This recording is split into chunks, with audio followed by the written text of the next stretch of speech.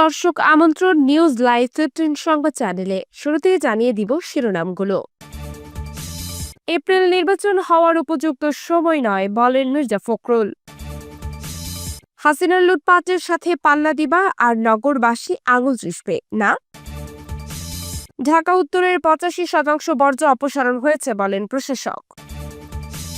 নির্বাচনে level playing field চান Hasnat. April fool নয়, ডিসেম্বর নির্বাচন দিতে হবে বলেন 12 দলীয় জোট। এতক্ষণ শুনছিলেন সংবাদ শিরোনাম, সাথে আছি আমি আতিয়া ফিফা।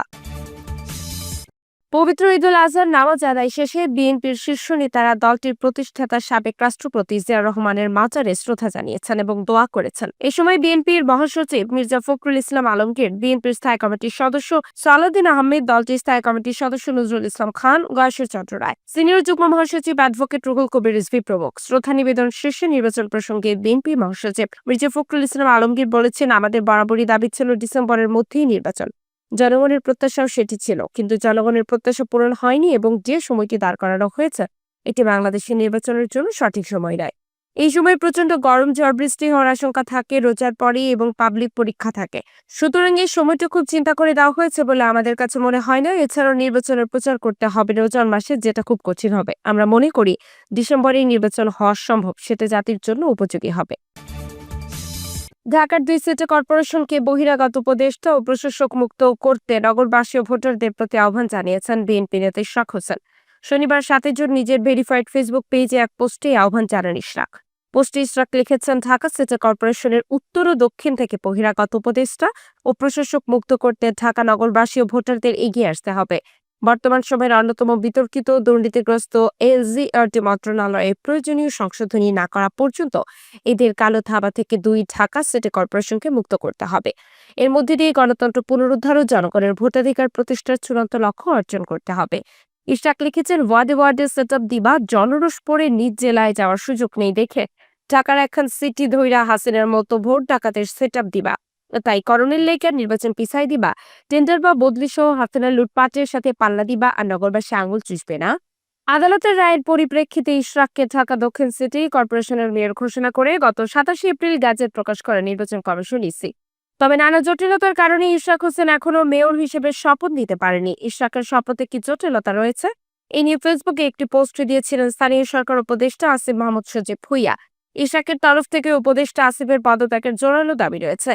সম্প্রতি এক পোস্টে ইশরাক দাবি করেন, আসিফ মাহমুদ সহ অন্তর্বর্তী সরকারের 3 উপদেষ্টার পদত্যাগ অথবা পরবর্তী নির্বাচনে অংশ নেবেন না মর্মে লিখিত দণ্ড দিতে হবে।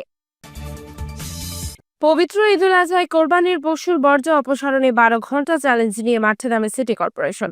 টার্গেট 15 দিন পেরিয়ে রাতেও কর্মব্যস্ত পরিচ্ছন্নতা কর্মীরা। রাত 9টার মধ্যে প্রায় 85% বর্জ্য অপসারণ করতে সক্ষম হন তারা। শনিবার 7 জুন সন্ধ্যায় রাজধানীর গুলশানে অবস্থিত নগর ভবনে এক সংবাদ সম্মেলনে ঢাকা উত্তর সিটি কর্পোরেশনের প্রশাসক মোহাম্মদ এজাজ বলেন, এরই মধ্যে আমরা 7,800 টন বর্জ্য সংগ্রহ করে ডাম্পিং করেছি, যা কোরবানি উপলক্ষে উৎপন্ন হওয়া বর্জ্যের 85%। আগামী 3 দিন আমাদের বর্জ্য অপসারণের কার্যক্রম চলবে। প্রশাসক এজাজ বলেন, কোনো ওয়ার্ডেই শতভাগ বর্জ্য অপসারণ করা সম্ভব হয়নি, তবে রাস্তায় ছড়িয়ে ছিটিয়ে ময়লা পড়েনি। প্রধান সড়কগুলোর পাশে সব ময়লা আমরা পরিষ্কার করেছি। তিনি আরো জানান, অলি গলিরা ময়লা অপসারণ শেষে কিছুটা পরিষ্কার করা হয়েছে, হাঁটির আবর্জনাও। এবার ঢাকাবাসীর আচরণগত বড় পরিবর্তন দেখা গেছে। সিটি কর্পোরেশনের দেওয়া ব্যাগে ময়লা ভরে রেখেছেন নির্দিষ্ট জায়গায়। অন্তর্বর্তী সরকারের প্রধান উপদেষ্টা অধ্যাপক ডক্টর মোহাম্মদ ইউনূসের ঘোষণা করা নির্বাচনের সময় নির্ধারণকে ইতিবাচক বলেছেন জাতীয় নাগরিক পার্টির দক্ষিণাঞ্চলীয় মুখ্য সংগঠক হাসনাত আব্দুল্লাহ। একই সঙ্গে তিনি বলেছেন, নির্বাচনের আগে জুলাই সনদ ঘোষণা এবং লেভেল প্লেইং ফিল্ড নিশ্চিত করতে হবে। শনিবার 7 জুন পবিত্র ঈদুল আজহা উপলক্ষে নিজ এলাকা কুমিল্লার দেবীদ্বারে জুলাই শহীদদের পরিবারের সঙ্গে দেখা করার সময় সাংবাদিকদের কথা বলেন তিনি।